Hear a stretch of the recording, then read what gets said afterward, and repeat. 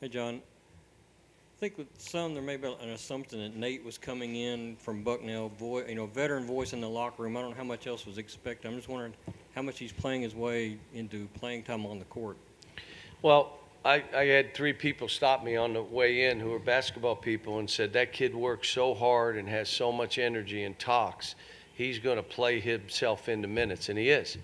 I tried to say that he's a little bit like Derek Willis, where you can stretch out that guy. He's a big guy that you can stretch the court with, but he has a little more physical presence. Derek was longer, but he can do that for us. Our guard play was fairly good. I mean, it is what it is, but randomness of the game. Some guys played better than others. Some guys showed some stuff, but I'll watch the tape and figure some stuff out. We'll do probably tape work on Sunday. John, how did you feel about Emmanuel playing with purpose and confidence? Played good. He played good. I mean, you're all seeing what I've been telling you, that he's not even the same guy he was a year ago. And it's because he's freed up his mind. There's less anxiety. He's in better condition. He's stronger. He has a better idea of what we do and what we want him to do. It was good. Cal, you guys added a big man from the baseball team today. I just wanted to get some thoughts on how much you needed another body, I guess, I think. What we figured out is we're fine unless someone gets hurt, and then we need one or two more guys. Zan and Dante are both out right now, and so we said, why don't we add Michael Jordan to our team? So we couldn't get him, so we took Ben Jordan. And he's 6'9", and he's got a great way about him, a great disposition. And I keep telling EJ, as soon as he gets a little bit in better shape, he's going to be dunking on you. But he's big. He's 6'9". He's long-armed. He's got pretty good basketball savvy, feel.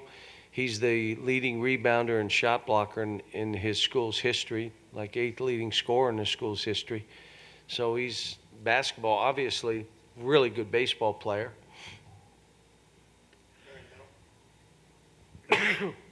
Hey, Coach, wanted to ask about Nick Richards. Just how comfortable did he look? How confident do you think he was today, just from what you saw on the court? He was better. Now, in the end, he got tired, and then he kind of reverted, and it just told him that it shows you what you have to do. I told the guys after, look, I'm going to learn about you, but you got to learn about yourself, too. Some of you guys have to know the way I'm trying to get you to play, you fought it a little bit, and you turned it over and lost balls, missed shots. You got to understand that you have to look at it and don't blame anybody. Look within and say, okay, I got to do this a little different.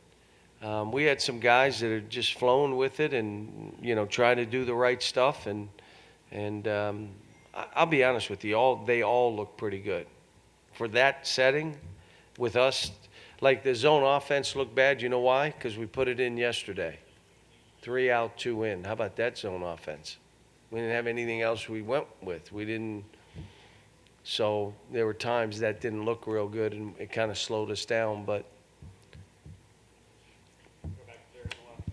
John, how much does something like tonight, how well does that translate into what's going to happen in the regular season? Well, you don't know, but here's what it does.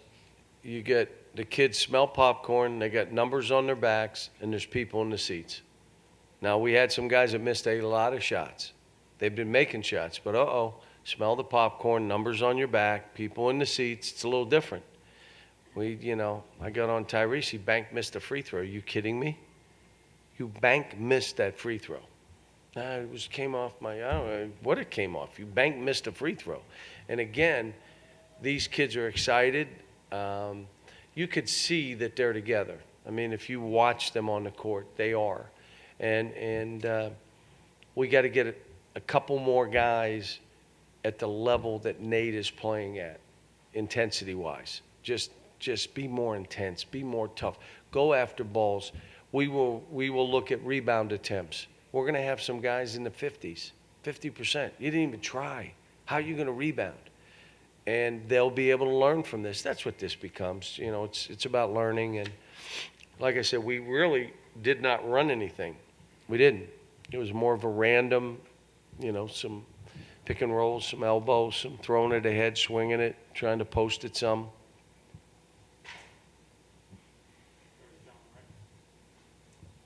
Hey, John, it was great seeing the alumni back this weekend. It's obvious you realize the importance of having them back to the tradition of the program. This past summer, when there was that little dust up, were you upset about how What dust up? about this or that player feeling uncomfortable about coming back? I didn't know that. Was I supposed to know that?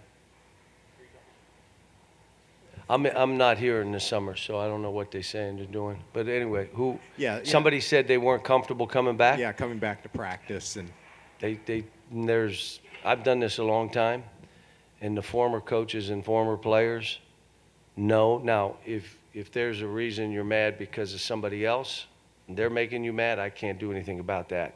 But me personally, we're going to have 500 people at our practice tomorrow, and they're going to be alums. So it's not an issue with us and our team in this program. But, I would tell you every player that has played here, I just was in there with Reggie and his wife, Reggie Warford. They know that I'm here if I can help, if you want to come to practice, But this is sometimes you realize it's about these players now. That's sometimes hard, but, they're always welcome here. yeah, that's got to be just so hard to coordinate. I mean, it's obviously a priority in your mind to have these guys back. And Well, most of it's handled by Dwayne or people in my office. It's hard for me to do it personally, but I think that everyone knows my stance in this, and we're going to do whatever we can. This program, when you talk family, and you have to understand now, I've said from day one, this program did not start with me. Like, okay, it only became a program when I came here. And I never was that way, haven't been. This program started with Coach Rupp, who coached here 45 years, and then it went to another great one, Coach Joe B. Hall, who's a dear friend, who was in practice 3 days ago, came in. And I'm kind of like this seat, I rent this seat. This is not me. I just happen to be this guy in line. And I've always felt that way about every job I've had. Didn't start with me, whether it was Jack Lehman at UMass, whether it was Gene Bartow at Memphis. But I didn't know that. Hopefully, I'll ask more questions in the back about who, what, where, and why. Go ahead. Cal, quite a few three-point shots tonight. Maybe not by design this early on, but what have you noticed from the team with the new three-point line and the spacing and how they've kind of taken to that? Well, Johnny missed all four. And we're expecting him to make shots. And I told him he's flat-footed. You can't shoot him flat-footed. You got to jump. You got to shoot the same way every time. And that means go meet the ball and let it go. Tyrese missed some shots. So when you talk those two being one for whatever they were, that's not good for us. Now, we're not a team that wants to shoot 33s, but when you look at the combined threes, we shot 41, which is, it's all our guys, 20 and 20. 41 is not bad. And then we went to the zone and we started moving it more. But we will shoot some threes from our bigs, especially Nate, because he can do it. John, how does it strike you that there's a full house for Madness, which is more of a show, and yet tonight is basketball more so, and there's a lot of empty seats? Geez, I thought there were 13,000 and our students weren't here. I will say this. If you go around the country and say at your home games, you would average 13,000, there's about 250 programs that say, let me sign on the dotted line. And this is an exhibition against ourselves when I thought we might be playing 4-on-4 because of the injuries. because I couldn't get Ben to play. He didn't start practicing with us. So this is crazy. I mean, they paid to see us scrimmage. This wasn't people just walking off the street now. They had to pay to get a ticket to come to the game, and 13,000 come. Only here could that happen. Only here. Coach, how do you think Ashton played tonight? I thought he played good. He's got a better feel. He's shooting the ball better. His decision-making is good. He's trying to get people involved. You can talk to him. He understands things. I had to go out in the court one time with Tyrese because there are things that he was doing that we hadn't talked about, and I didn't want him to keep doing some different things. But Ashton, I thought, did good.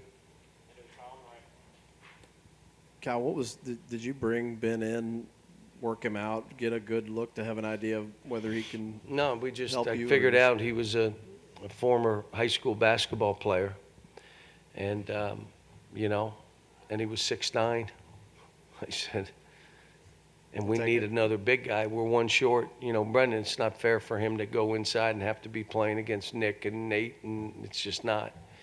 And have you guys figured out what to do in the spring when baseball starts up? And He's a baseball player. I wish it was like high school rules where 2 or 3 days a week we could scrimmage, because I have enough guys for that. Like, bring in another team and let's scrimmage, and let's go this weekend and scrimmage. And I'd be fine with the numbers. The problem is, if you know me, I like to go competitive, and it's 5-on-5.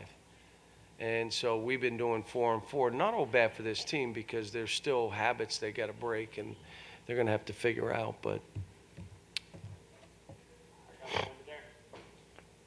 good. Thanks, guys.